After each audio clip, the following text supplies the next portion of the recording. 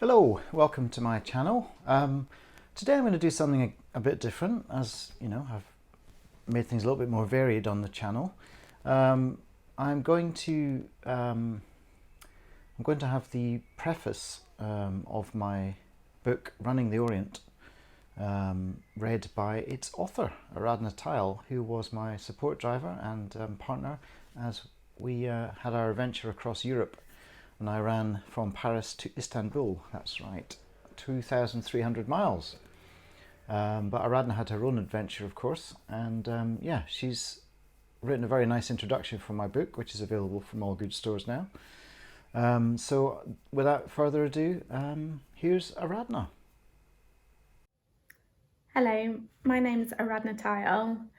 In 2018, I travelled in a home-built camper van from Paris to Istanbul, supporting ultra runner Gavin Boyter, who was running the original route of the Orient Express from Paris to Istanbul.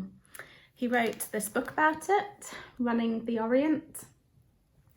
I wrote an introduction for the book and I'm going to read that for you now. What an adventure we had. A genuine real-life adventure. Swap Timmy the dog for Roxy the camper van, the Smuggler's Island for the whole of Europe, and ginger beer for Iron Brew. Not many people have an experience like this, ever. How do I even begin to look back on everything we achieved and experienced? It started with finding my perfect partner in crime, a bonkers dreamer with boundless imagination, overflowing with more ideas than you could fit into a lifetime. Match that with my unquenchable thirst for travel and romantic notions of a European escapade. Sprinkle in Gavin's tireless endurance and my practical producer's head, an adventure is born. I never meant for it to happen. I was swept along in the excitement when Gavin's previous book, Downhill From Here, was released. As Gavin did the rounds of interviews and book launches, we spent endless hours pondering what next. I was fascinated by the premise, but I was adamant that nothing was going to drag me into the lonely wilderness of the Appalachian Trail. Gavin has this way of saying something enough times that it sort of becomes a thing without ever noticing. When the Orient Express first popped into my head, I felt that jolt of excitement. Most people might then either smile wistfully at a pipe dream or even start saving for the train ride. What did we do? We bought a bunch of maps, built a home in a car with zero previous automotive or DIY skills, jacked in our jobs and booked a ferry to France. I, along with anyone who had ever met me, was utterly bemused by my decision to live in a camper van. I have, after all, always hated camping. I was excited about living in our little home on wheels that we had spent 6 months painstakingly and lovingly making. I was nervous about the practical side of it. Our bathroom consisted of a bucket, trowel and sponge. But I felt oddly confident in figuring it out with Gavin by my side. Choosing to travel in a camper van had started as a practical choice, since there was just no way we could afford to pay for hotels for the duration, as Gavin had done during Downhill From Here. It turned out to be a very key part of the journey, for me in particular, as it was up to me to look after Roxy, our camper van, to keep her running, clean and well stocked. She was my closest and often only companion, as Gavin was off out on a trail somewhere through most of the day, every day, for 3.5 months. It really is lovely living in a camper van. You get a new view every day. You've always got everything with you because your home is always with you. And you realise how few physical things you actually need to live. It's fun and satisfying to find that perfect hidden spot to spend the night, usually wild camping by a forest or next to a river or lake we can swim in. We felt resourceful and wholesome, learning to use minimal water to reduce waste, and making the effort to buy fewer food products in unnecessary plastic packaging, as we were fastidious about carrying all our rubbish with us until we found a recycling bank. We found ourselves becoming more flexible in body due to reaching and stretching around the van, and in mind through figuring out new ways to live together under these extraordinary circumstances. Living in a van is also quite hard work, especially in one as small as Roxy, who started life as an 8-seater car. To drive, all objects need to be secured in the back. Then, every time you stop, there's the van life dance. Every morning, every lunchtime, every pickup, every night, every single day. My clothes box, passenger seat. Gavin's boxes, driver's seat. Bucket and wellies, passenger footwell. Laptop and camera, driver footwell. Running bag and gear, dashboard.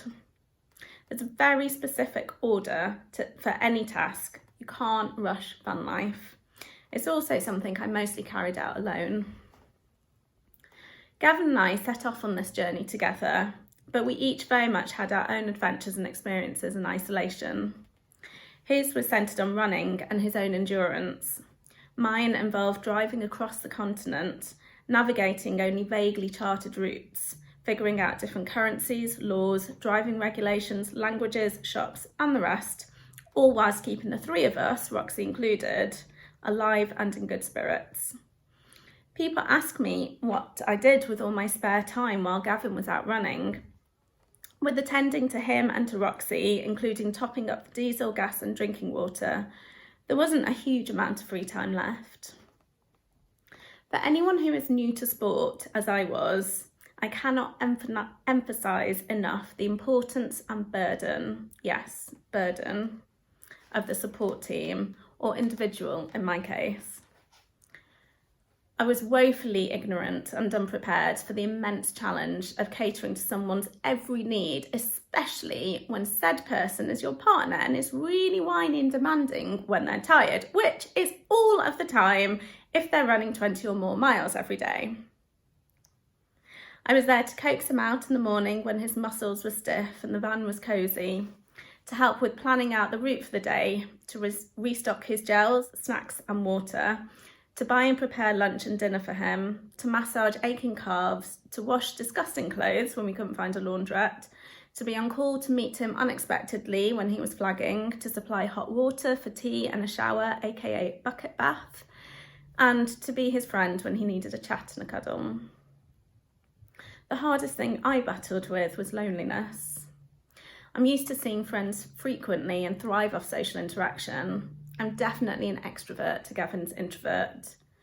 Where he loved spending hours and hours in his own thoughts all day, I keenly waited for the end of each day for his company and conversation, though I often had to fight with his phone for his attention.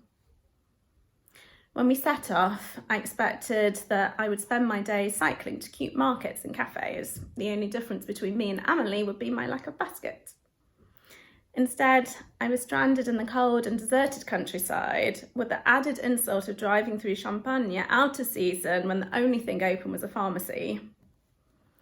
I came to rely on messages and calls from friends back home and was especially grateful to the visitors we welcomed along the way. Buff and Hugh, David, twice, and Sarah. One particular moment I recall was sitting in Roxy by the side of a farm in Romania, on the phone to my friend Liz, whilst waiting for Gavin in the middle of a thunderstorm. There were fierce lightning bolts striking down in the fields just to my right, and there were stormy black clouds up ahead.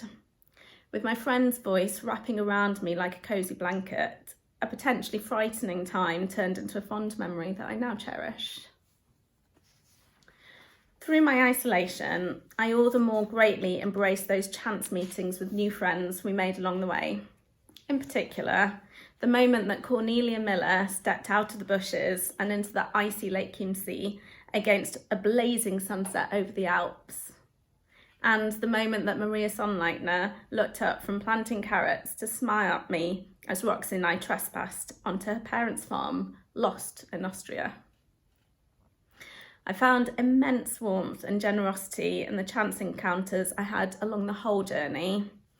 There's the French campsite manager sneaking us free laundry tokens, the German father taking time away from his family at Easter to bring us beer and shortbread, the Romanian grandma laughing with me as she taught me how to use an archaic water pump, the Bulgarian homeowner climbing a ladder up the tree in his garden to pick fresh cherries for us, and, of course, the Turkish businessman who opened his home and heart to us. I hope that they all know how much their kindness and friendship meant to me.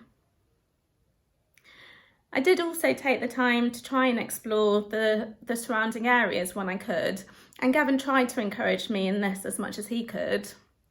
One sunny day, when Gavin left me at Riedlingen, Germany, where we had our first encounter with the Danube, I decided to follow suit and cycle along the river all the way to an abbey that had been recommended to me roughly 12 kilometres away. The ride there was beautiful and Zweifelder Münster was absolutely stunning.